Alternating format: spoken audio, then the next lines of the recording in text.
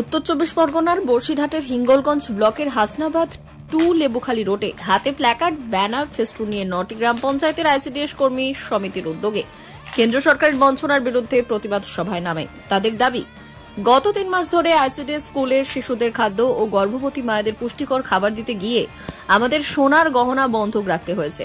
আবার কোনো দিদিমণি বাজার থেকে চড়ার সুদে টাকা নিয়ে এইসব শিশু ও মায়েদের পুষ্টিকর খাবার যোগান দিয়েছেন।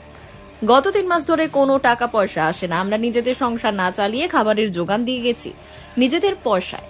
আমরা আর পেরে উঠছি না, তাই বাধ্য হয়ে আমরা পথে নেমে প্রতিবাদ বিক্ষোভ দেখাচ্ছি। আমাদের সমস্যা যাতে দ্রুত সমাধান হয় সেদিকে নজর দিক কেন্দ্রীয় সরকার।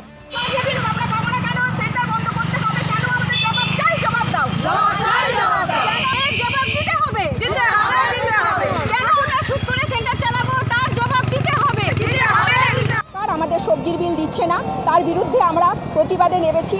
শিশুদের মুখের আহার, গর্ভবতী এবং প্রসূতিদের খাবার কেড়ে নিয়েছে, তার জন্য আমরা অবস্থান বিক্ষোভ করছি এবং এই প্রতিবাদ চলবে।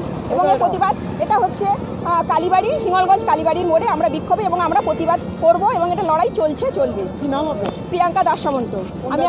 আমি আইসিডিএস কর্মী ইউনিয়নের একজন দায়িত্ব আছি।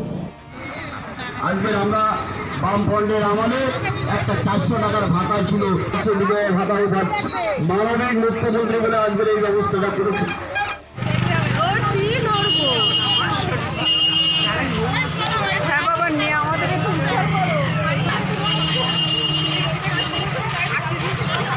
এবং সামান্য অর্থনৈতিক যে রেমুনারেশন দেওয়া হয় তার বিরুদ্ধে প্রতিবাদ চলবে।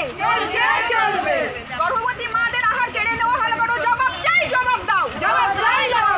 আইসিডিএস ওয়ার্কার এবং সহায়িকা দিদিমণিরা আমরা হিঙ্গলগঞ্জ কালীবাড়ি মোড়ে বিক্ষোভ সমাবেশে আমরা সমবেত হয়েছি এই কারণেই যে আমাদের আর কোনো চলার পথ নেই। আমরা পুরো 3 মাস ধরে আমরা যে গর্ভবতী মা এবং ছোট ছোট শিশুদের যে খাবার দিয়ে থাকি, সেই খাবার আমরা আমাদের নিজেদের টাকা দিয়ে আমরা সেন্টার চালিয়েছি।